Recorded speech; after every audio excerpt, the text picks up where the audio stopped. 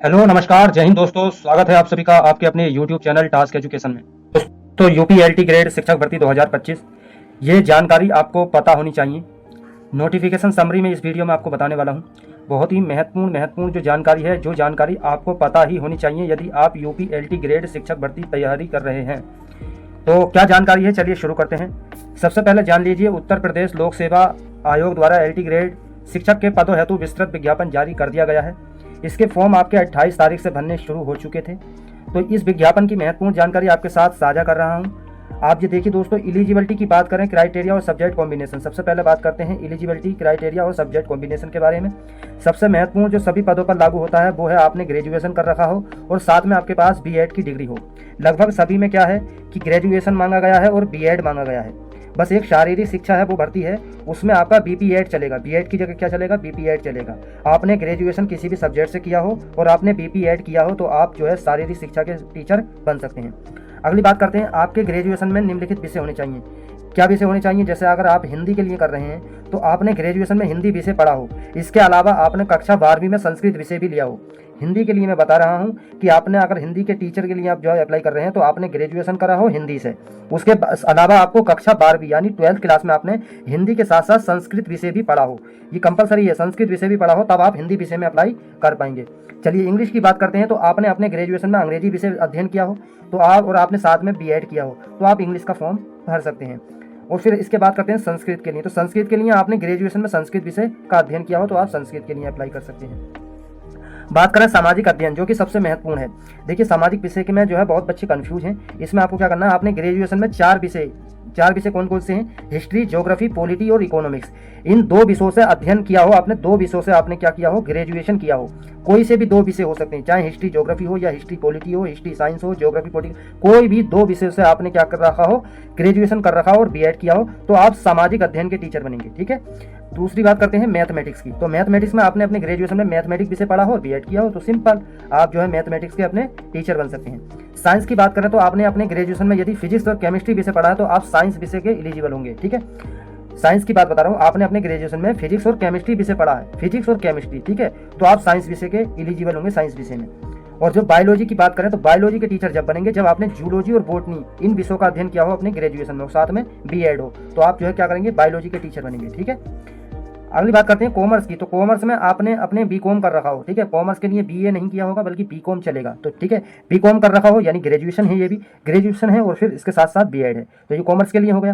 Computer के लिए क्या कर सकते हैं? कंप्यूटर साइंस के लिए कंप्यूटर से संबंधित कोई भी डिग्री हो, जैसे कि आप जो है उस नोटिफिकेशन में देख सकते हैं जो नोटिफिकेशन में मेंशन है। अगली बात करते हैं होम साइंस के टीचर के लिए। तो होम साइंस आपने अपने ग्रेजुएशन में क्या कर रखा हो? गृह विज्ञान पढ़ा हो तो आप होम साइंस के टीचर बन सकते हैं। अब बाकी अन्य पद हेतु संबंधित विषय में ग्रेजुएशन एवं बीएड अनिवार्य है। ग्रेजुएशन में 50% अंक की कोई बाध्यता नहीं है, कि कोई ऐसा नहीं है कि 50% अंक कंपलसरी हो, नहीं, आपके कम भी है चलेगा, क्योंकि उसमें कोई आपके जो नोटिफिकेशन में कोई ऐसी कोई बाध्यता है नहीं। एक और चीज़ वो ये है कि नोटिफिकेशन में सिर्फ सब्जेक्ट मेंशन है, ये नहीं लिखा कि कौन सा विषय कितने वर्ष तक आपने ग्रेजुएशन में पढ़ा हो, तो इसकी कोई टेंशन लेने वाली बात ही नहीं है। इन सभी विषयों हेतु सीटेट, यूपीटेट जैसे किसी भी सर्टिफिकेट की आवश्यकता नहीं है, बल्कि ये अनिवार्य भी नहीं है। जो बहुत बच्चे कंफ्यूज हैं कि सीटेट मांगा है या यूपीटेट मांगा, कुछ नहीं, सिंपल ग्रेजुएशन और बीएड, आपने अपने सब्जेक्ट के अनुसार ग्रेजुएशन किया हो और बीएड हो, आप फॉर्म भर देना। अगली बात करते हैं आवेदन। आज दिनांक का मतलब 28 जुलाई से हो गए हैं स्टार्ट, आप अपना फॉर्म भर सकते हैं, लेकिन फॉर्म से पहले क्या करना है? ओटीआर भरना अनिवार्य है। आयु सीमा की बात करें तो सामान्य वर्ग के लिए 21 से 40 वर्ष है और बाकी आपकी SC ST OBC से हैं तो इसमें आपको एज रिलैक्सेशन आपको मिल सकता है। ठीक है। अगली बात करते हैं अंतिम चयन सूची में सम्मिलित होने के लिए प्रारंभिक मुख्य परीक्षा दोनों में अलग अलग न्यूनतम 40% अंक अनिवार्य हैं। SC तथा ST कैंडिडेट के लिए 35% अंक अनिवार्य हैं। मतलब अंतिम चयन सूची का मतलब यही है कि आपको अनिवार्य रूप से 40% अंक तो लाने ही हैं, दोनों में अलग अलग। ठीक है। जैसे कि प्री होगा आपका, फिर मेंस होगा, तो प्री में आपको 40% अंक जरूर लाने हैं। ठीक है। SC ST कैंडिडेट के लिए क्या है? 35% अंक अनिवार्य है, तो इस चीज़ का ध्यान रखें। अन्य राज्यों के विद्यार्थी भी इसमें आवेदन, अब बहुत बच्चे करते हैं कि यार हम अदर राज्य से हैं, बिहार से हैं, कहीं और से हैं, भाई भर सकते हो फॉर्म, ठीक है, लेकिन आप क्या करोगे? जनरल श्रेणी में माने जाओगे। ठीक है। जनरल में काउंट होगे। ठीक है, ध्यान रखना है। ऑनलाइन आवेदन पत्र स्वीकार किए जाने की अंतिम तिथि तक आप सभी योग्यताएं पूरी करते हो, अर्थात जिस दिन आप अपना आवेदन सबमिट कर रहे हैं उस दिन तक आपके कोर्स का रिजल्ट आ जाना चाहिए। देखिए अपेयरिंग वाले नहीं चलेंगे भाई, अपेयरिंग वाले नहीं चलेंगे, ध्यान रखना। आपका अपना रिजल्ट आ जाना चाहिए फॉर्म की अंतिम तारीख तक। ठीक है, जब आप फॉर्म भर रहे हो जब तक आ जाना चाहिए। एक से अधिक विषयों में आवेदन के संबंध में नोटिफिकेशन और लेख मुझे तो मिला नहीं, बाकी किसी अन्य साथी के नज़र में आया तो मुझे बता देना भाई कमेंट बॉक्स में। परीक्षा योजना, परीक्षा 2 चरणों में आयोजित होगी। अरे भाई 2 चरणों में आयोजित होगी। प्री मेंस, तो प्री में क्या होगा, 150 प्रश्न होंगे। वस्तुनिष्ठ 150 अंक होंगे, 150 नहीं अंक होंगे, सॉरी 300 अंक होंगे। एक प्रश्न 2 नंबर का होगा, ठीक है, तो 300 अंक होंगे। और आपका संबंधित विषय में 120 अंकों का होगा, तो मतलब जो आपका सब्जेक्ट आने वाला है वो 120 अंक का होगा, ठीक है। 30 प्रश्न सामान्य अध्ययन से होंगे, ठीक है, 30 का डबल 60 हो जाएगा और 120 का डबल क्या हो जाएगा, 240। 240 और 60 कितने हो जाएंगे, 300 अंक, ठीक है। तो 300 प्रश्न नहीं 300 अंक 150 प्रश्न, ठीक है।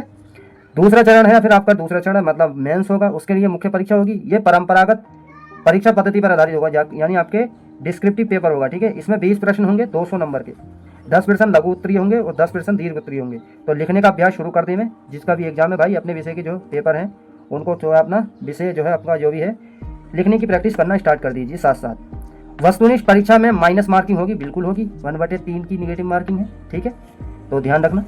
सामाजिक अध्ययन SST से एग्जाम देने वाले के लिए वस्तुनिष्ठ परीक्षा में हिस्ट्री, ज्योग्राफी, इकोनॉमिक्स और पॉलिटिकल साइंस, ये चारों सब्जेक्ट होंगे, ठीक है।